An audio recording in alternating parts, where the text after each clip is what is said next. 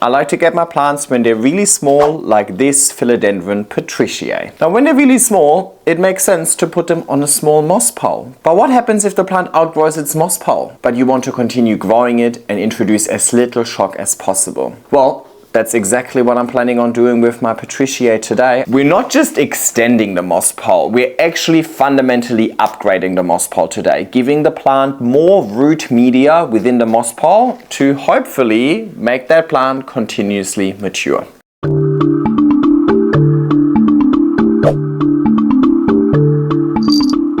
Hey everybody, and welcome back to my YouTube channel. This is my Philodendron patriciae. She's a beauty. The newest leaf is just unfurling over here. You can really see it have a completely different color. Kind of really nice back sides as well. Really nice and elongated. It is somewhat of a slow climber. I'm sure it's not focused on the actual pole. Here we go. It took over a year and a half for it to grow up this little bit of a moss pole. And it has really short internodal spacing, but quite impactful leaves. So definitely a really nice plant. I really enjoy that. But when I first put that plant on a moss pole, I decided to give it just a half pole because I know this plant is climbing so slowly. And I didn't want to have this big moss pole there for potentially years without it taking advantage of it. Sometimes I do give it full poles because, as you can see over here, the plant is also sending out roots up into the pole. So I'm not just giving the plant room on the pole to actually grow, I'm also giving the roots a vertical extension of the really small pot. But I didn't actually expect it to grow this well for me. So it reached the top of the moss pole a little bit faster than I anticipated. So it would have been smarter to potentially give it a larger pole. But that's okay, because we can fix that today. We can fix that at any time, really. But I think today's the day. If you've watched my channel for a long time, you've seen me do this before, but I don't think I've done a specific video. It's always kind of just incorporated in a plant spotlight. So I really wanted to make a specific video about this in case anybody's looking for that. Let me take this out of here. Let me free up the root ball. I'll take you a bit closer. It's really, the root system within the pot is not that crazy, right? Definitely this root system in the pot would not explain the amazing growth. Actually really nice chunky root coming in here. So that level of growth must be explained by the roots within the pole. So let's have a look at that. Disclaimer, this process that I'm about to show you today specifically works for the poles that I like to use. I use two types of poles. I use the open style moss poles that I make myself. And with those ones, it's super easy because, well, I make them myself. I get to choose how large and how big and how wide and how deep and all of this I want the pole to be. And then I have this one that I'm currently using here. This is a Grow Vertical. Grow Vertical is the company that my friend Tim has created. So they are really just a plastic backing. I like the eco green recycled plastic backing. And you've got a mesh at the front. And you just cable tie those two together. And because it is just two simple pieces, you also have flexibility. I can chop the mesh at the front, make it wider or more narrow. The wider it is, the wider the pole, the more narrow the pole. With a narrow pole and a plastic backing, the plastic backing will then be deeper. So it might be narrow and deep. You can also choose a smaller plastic backing and make it narrow and shallow. I could also make it deep and wide depending on the plastic backing. You get the gist, right? By just adjusting the size of the plastic and the size of the mesh, we can kind of create any shape. Not any shape, it's always going to be a half moon. But we can create the desired volume in this desired specification, right? For example, if I have three plants next to each other, I would want the pole to be wider to give all three plants space. If I just have one plant, then I don't want it to be so wide, because the wider, the more moss is exposed, the faster it will dry out and so on, right? So, hang on, I'm getting really carried away already. Actually, not that many roots in here either. So wherever the roots are, they're obviously doing well. I reckon it's mainly the roots that are poking up, so maybe it's not a bad thing to get on top of that. Basically, bottom line, because I have two things that I can cut to size, the mesh at the front and the plastic backing at the back, I am in control. If you have, let's say, like a 3D printed moss pole, or it's like a really solid plastic that is already one shape, you can't now manipulate the shape. You can't cut it open, what I just did, right? You would ruin your pole. I can just take that plastic backing and cable tie it back now and it would be fixed again, right? So keep that in mind. This process starts when choosing the initial pole. This process doesn't start now. So set yourself up for future success. And it's sometimes a bit counterintuitive because at the time of giving this plant a pole, the plant was like this small. So you don't necessarily think ahead that far. What I want to do is I want to upgrade it to a bigger backing. So I have more volume in the pole. More volume means more room for roots, right? So precisely what I was just describing. This plastic backing is a little bit wider, so that when I fit it onto the same mesh, it is just a little bit deeper than the original pole was. Or what I could also do is, I also have a wider mesh. What I could do is I could just cut out this size mesh in here, cable tie it, and then put the larger backing. Then I have a wider pole, but it's not quite as deep. I'm thinking I don't really need a wider pole, because when you look at the plant in itself over here, it has quite a skinny stem for now, and it's pretty much in the middle. So I don't think I need to really give this plant more room to grow left and right on the pole, and I'm not planning on double planting this either. Basically, long story short, I'm sticking with the size of the mesh. I'm just replacing the plastic backing instead to create more volume. And obviously, I'm also going to extend it. So I will need to extend the mesh. Let me get that, because I have a better one already somewhere. Got a little piece of spare mesh. I'm just going to cable tie this to here.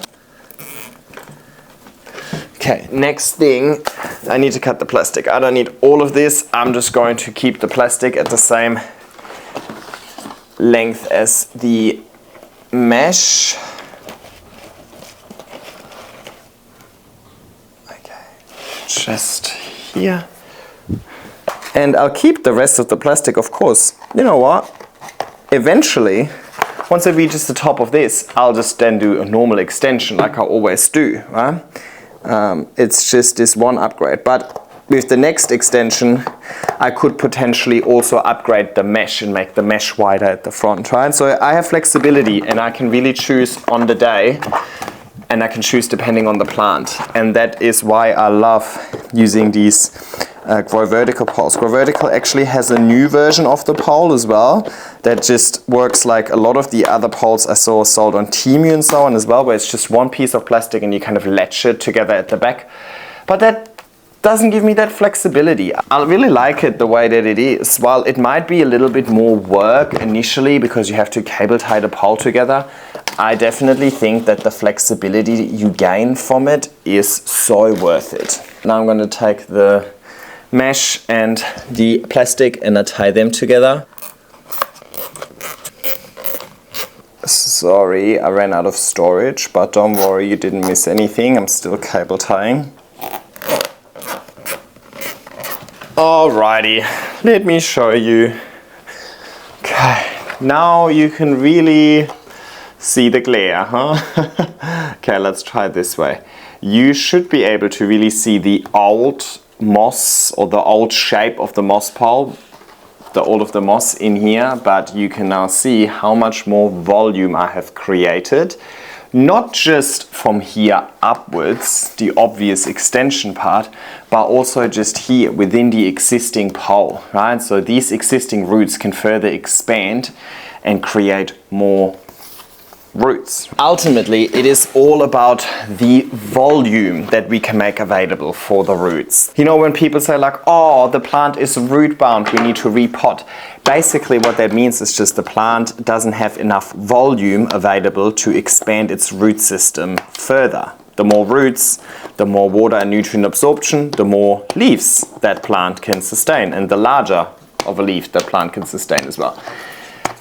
But at the end of the day, the principle is the same. We just want to create volume that the roots can grow into. We just want to make available space that has a growing medium that the roots can grow into and expand. Whether that is within the pot, whether that was within the pole, whether that is vertically, horizontally and so on, doesn't really matter. But if we're looking at the way that this plant grows, the plant grows vertically, so it makes sense to make more room available vertically. And this plant grows fairly slowly, right? So it makes sense that while we're providing vertical support, we're also providing vertical support that is quite thick, if you know what I mean. Let's compare that to Philodendron verrucosum, for example. A Philodendron verrucosum would grow up this moss pole probably within 4 nodes, 4 leaves, 5 leaves maybe, right? Depending on if it's currently happy or not. Let's say maximum 6, right? Maximum 6 nodes would make contact with this moss pole by the time the plant has outgrown the moss pole. So in that instance, it makes sense to give it vertical support because the plant grows vertically so fast with really large internodal spacing. But it wouldn't make sense to give each node a whole lot of volume because each node, first of all, has a disappointing root system anyway. But each node has a lot of space available vertically. Whereas over here, within just this little amount of space, we've got 1, 2, 3, 4, 5, 6, 7, 8, 9, 10, 11. 11 leaves, 11 nodes, 11 root systems. So it makes sense to give these 11 root systems a little bit more space horizontally while also giving it more vertical space. Anyway, I reckon I have made myself clear. I hope. All right, let's look at this. I just cut off the cable ties and turned them all inside out so that they're not hurting my plant. Now, before I pot it up, I want to fill it with a little bit more moss. It's gonna get annoying and messy.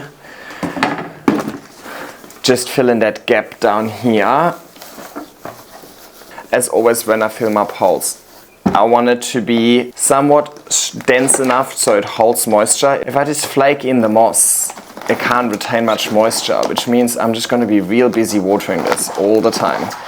If I make it too dense, then there's not enough aeration. Roots also love aeration. So I'm aiming for like something in between. The rest we fill when it's in the pot so that I don't have to hold on to it like this the whole bloody time.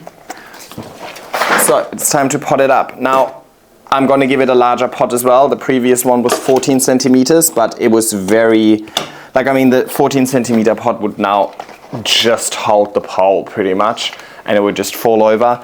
It doesn't need the larger pole. It doesn't need the larger pot because it has so many roots down there. Quite the opposite, actually. But I'm giving it a larger pot for stability purposes. I'm filling the bottom part of the pole that's in the pot with aeroid mix because, well, that's what it's going to be. Flip it upside down. Now, there are a few small leaves down here that are now inside the pot that used to not be inside the pot because I'm giving it a larger pot. So what I'm going to do is I'm going to chop these off.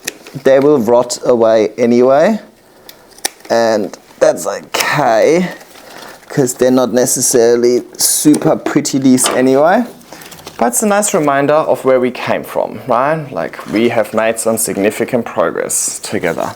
I'm gonna pot it up with a little backwards tilt because you've seen all of these leaves. They're all facing forward and they're all gonna get large, and hopefully only gonna get larger from here.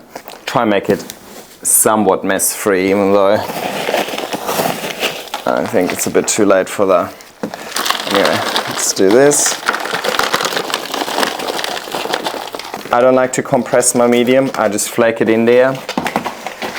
I like it chunky, and as I mentioned, these aeroid roots don't mind a nice air pocket.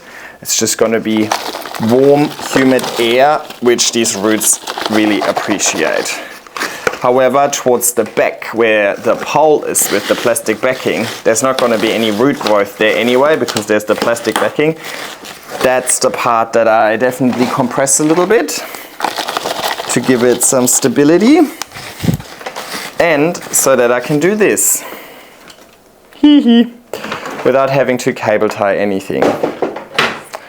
Alrighty, let me quickly clean up my mess and then we can continue with the moss. I just hate the mess. Now we can fill this with moss.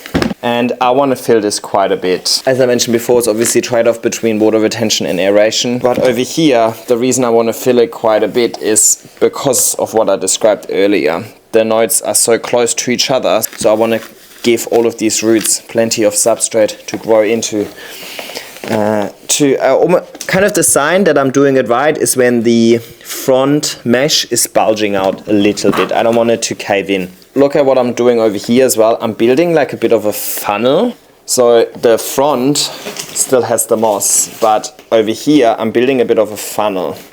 And I'll show you why. First of all, this is going to be the hardest time ever because it is dry moss. Dry moss is hydrophobic. Hydrophobic means it repels water. It doesn't absorb it, it repels it.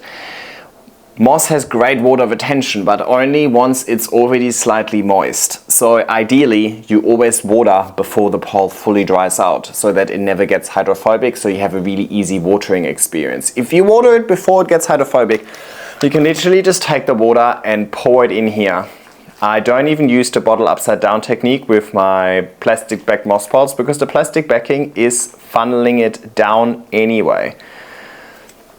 Now if the moss is dry, you'll see it starting to seep through from the front, which is also not terrible, right? Like a little bit of water can just drip into the pot. The pot needs water eventually as well. But the idea here is that really the plastic backing is just going to funnel it down the pole. In case the moss can't absorb the water straight away, I just have this little cavity over here where the water can sit. It's basically like its own funnel, right? Specifically, I have a few plants like my Adansonia in the corner over there. It's so tall, I can't, like the bottle physically doesn't fit on top of it or it would touch the ceiling. I just go there and I just water blindly and let the plastic backing do it. Like this is how easy it can be. And obviously over the years I have learned how much water approximately, right? Depending on how large the plant is, depending on how large the pole is, depending on how much moss I put in the pole, right? If I would fill this with half as much moss, I would need half the water because I have half the water absorption. So I can't give you an exact frequency or an amount of water that it needs, but the principle is the same. You want to make sure that the moss pole is consistently moist. Any excess water due to gravity is going to drain into the pot anyway, so all we need to do is check the pot in like 30 minutes to an hour to see if there's any excess in the pot and then empty that out, and that's it. And then we just touch the pole and based on the sound we can see whether or not it's crunchy, aka dry, or whether it's not. I mean, you can also kind of feel the front.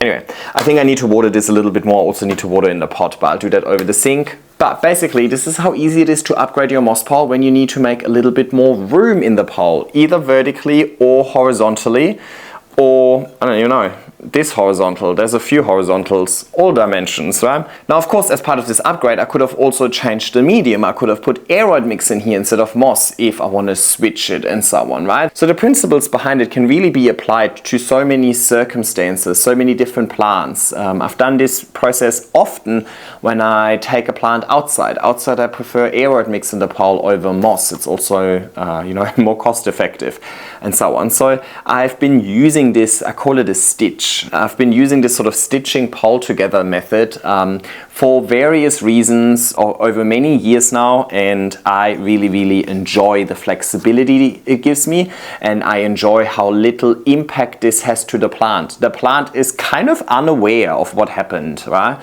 I mean, it would probably, the most shock I induced was taking it out of the pot, but that's just a normal repot, right? That has nothing to do with the actual moss pole almost. So this plant is kind of unaware that it now has more room above and behind it. I mean, the roots will eventually become aware and hopefully grow into this pole. But in the grand scheme of things, I didn't take the plant off the support, rip a whole bunch of roots, and now putting it on a new support waiting for it to re-root. It's already rooted, it just now needs to keep doing what it's already doing, and it's clearly doing well. So I hope it stays that way. I hope this was informative, and I hope you learned something. And I think the key learning over here is that you need to set up yourself for success in the first place. You might not be in a position to do an extension or to do a stitch or to do a chop or a repot just yet, but you'll get there eventually. They're plants. Plants are growing, and well, hopefully they're growing. That's the goal.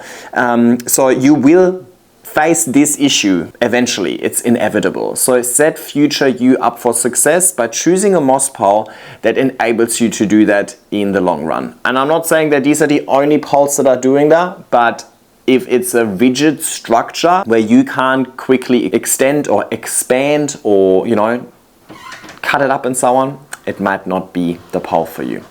Thanks for watching, like, subscribe, and leave a nice comment, and I'll see you in my next video.